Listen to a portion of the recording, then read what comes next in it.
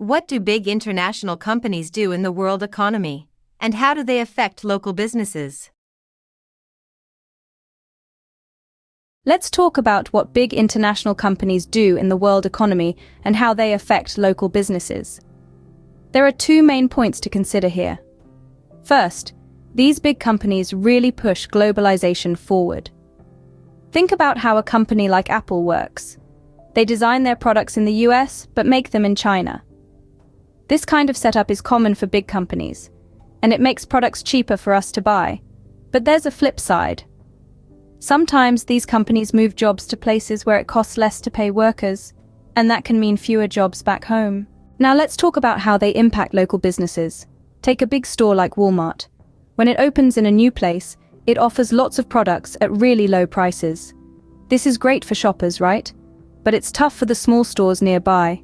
These local shops often can't match Walmart's prices or variety, and sadly, this can lead to some of them shutting down. In a nutshell, these giant companies play a huge role in making the world's economy more connected. They bring us lower prices and more choices, which is awesome. But they also make it super tough for smaller, local businesses to survive. It's like a double-edged sword, good in some ways, but also challenging.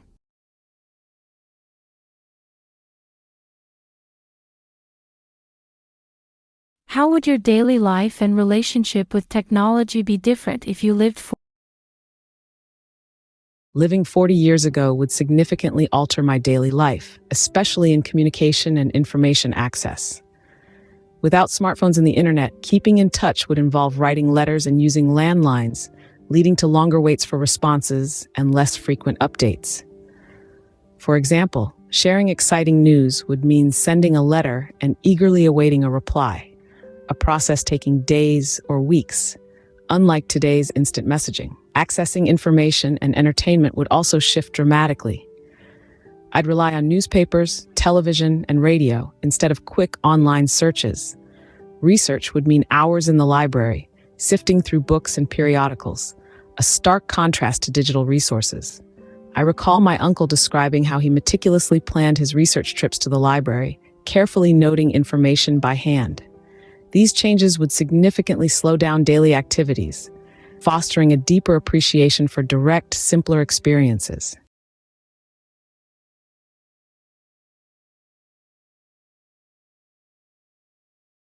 How can regular people reduce the amount of pollution they create in their daily lives? In addressing environmental challenges, our personal choices hold significant weight. Opting for shared transportation modes, such as public transit or carpooling, effectively reduces emissions. At home, the adoption of energy-efficient appliances and solar panels are prudent steps towards sustainability. Conscious consumption is key. Preferring products with minimal packaging and repurposing items creatively can significantly diminish waste's environmental impact. These individual actions cumulatively contribute to a larger impact, demonstrating how informed daily choices can positively influence our environmental footprint. It underscores the importance of living with awareness and making decisions that foster ecological well-being.